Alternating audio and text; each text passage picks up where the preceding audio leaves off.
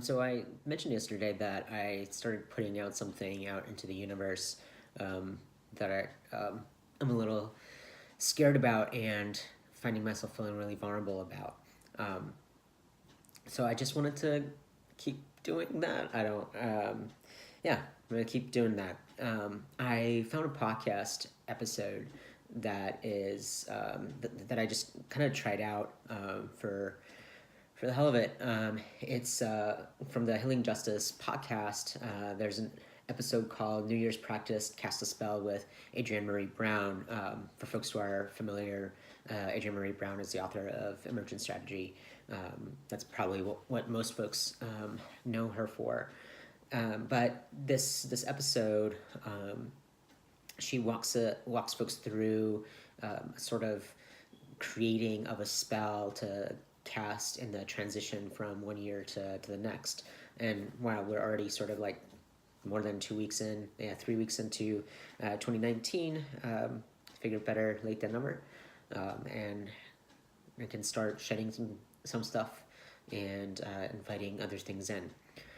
So in the interest of being vulnerable and putting this out there as well, and sharing it uh, beyond just with my cat, I'm gonna walk through sort of what I did.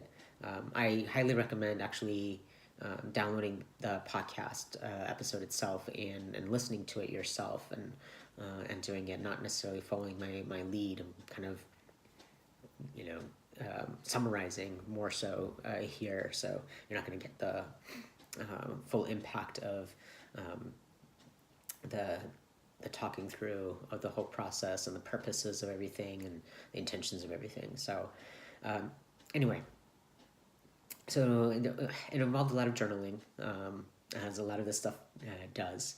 The first question was sort of about past. And first question was, what has 2018 been like for me? What's felt too heavy to carry? What have I learned about myself, about movements, about how I want to be with others? So I started journaling. So here's what I put down. 2018 was hard. It's been my loneliest year yet, and while I want love to enter my life, I'm still scared of it. Scared of misjudgment and scared to let go of Emily. Um, I have learned that I am strong and resilient, but that getting past isn't enough. It's not the same as getting through. Movement space, most queer and activist spaces are still not open to me. They're risky and fraught with dejections and banishments. I've learned that we create all kinds of prisons for ourselves and each other and call it healing and accountability. And it's hard to conceive of how I want to be with others when right now I just want to be with others. So that was the first journal prompt. I tried to sort of stick to the amount of time we had and not go too deep into the rabbit hole. So they're fairly short. The second one, so past, right? So now present. Question, the prompts were, how am I in my power and in my dignity in this present moment, and where do I want to grow my power and my dignity? I've mostly maintained my dignity by not going completely off the rails, even when I'm at my angriest and most fed up. In this moment, I'm starting to take power back in my narrative, sharing my story, and finding that my story isn't as unique as I thought. That others have been there or been witness to stories like mine.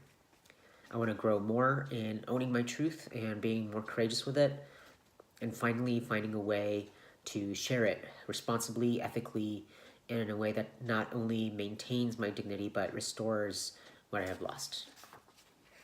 Then the final prompt, as you can imagine, is sort of about looking into the future.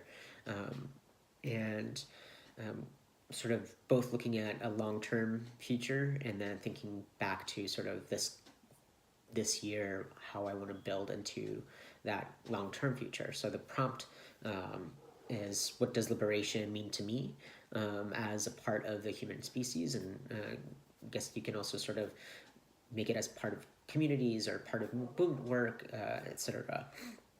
And then what can I practice this year to increase my species liberation these can be practices of generating strength, of bringing abolition to my heart, and all kinds of other stuff. There was other examples provided in the podcast, but here's what I put down. Liberation to me means being able to serve my communities in the ways I know I can contribute without fear and without constantly worrying about income and housing. It means not having to choose between physical and mental well-being and financial well-being. I can model how I wish I had been treated with others, with more compassion, more capacity to listen and expand my perspectives. And I also need to do the same with myself. Treat myself with more compassion and listen to myself without constantly doubting what I know and feel. The last part was sort of a sneak attack, I guess, in the journal part. I wasn't really expecting that to come out, but it did. And then the final part is actually putting together the spell. You sort of go through each of them and highlight or circle sort of the pieces that really stand out, that feel like core to answering that prompt, and create sort of 3 stanzas. First one being about letting go, second one what I'm standing and leaning into, and the last about practice. So this is the stanza or the 2019 spell, I guess, that I put together. Letting go of 2018 has been my loneliest year. Scared of misjudgment, scared to let go. Getting past isn't the same as getting through. Prisons for ourselves and others. I'm standing in and leaning into starting to take power back. Witness to stories like mine. Owning my truth and being more courageous. Restoring what I have lost. I will practice contributing without fear. More compassion, more capacity to listen, and listening to myself. And I wrote it out a little bit in bigger letters so I can post it up somewhere where I can see it daily and just sort of remind myself of what I'm trying to practice and what I'm trying to be better at with what I'm leaning into, with what I'm saying I'm going to practice. So I'm going to do that later. But I highly, I guess I recommend it to other folks. It felt really releasing to do this, and I have a hard time with journaling without guidance. So this was really helpful, and I know that journaling has been healing in the past for me, but I just don't do it without prompting.